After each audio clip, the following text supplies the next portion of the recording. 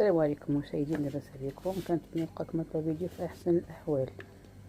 اليوم هذا الفيديو غنتشارك معكم هذه البيتزا. هذه انا عمرتها، كنت صافي ساليتها وعجنت وكلشي صافي عمرت كما كتشوفوا، ولكن الفينيسيون عاد بان لي نتشاركها معكم لانها ما بغيتش نعاود معكم نفس المراحل. راه عندي لا فيديو في القناه، ما بغيتش نعاود نعطيكم نفس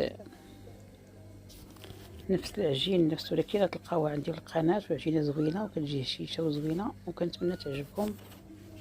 ولا وصلتوا حتى لهنا ما تنساوش ديروا لنا عدد كبير من لي لايك ومن البارطاج للقناه، هكا كتكونوا دعمتونا باش نزيدو نعطيوكم اكثر. ما تنسوش تبارطاجيو مع العائله ومع الاصدقاء باش تعم الفائده. من بعد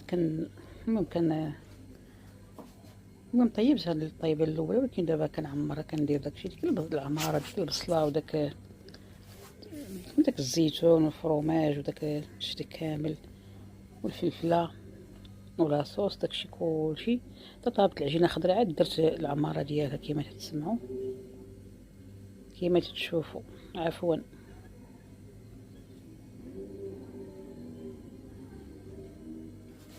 دوخاتنا السخونه د الفران.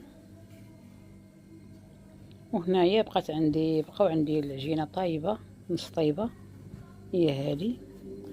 انا بغيت نخليها هكا في هذا القياس هذا، نتوما رققوها ولا غلظوها، نتوما لكم الاختيار. اما هي كتجي فتيه وزوينه احسن من اللي كتشريها من الزنقه، ما عرفتي شنو فيها.